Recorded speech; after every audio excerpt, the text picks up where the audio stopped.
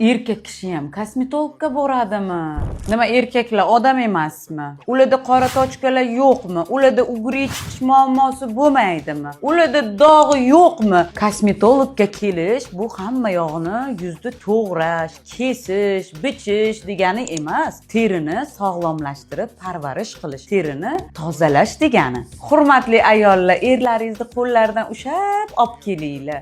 Bahonada o'zinglar ham pulini olib, yuzinglarni chiroyli qilib ketasizlar.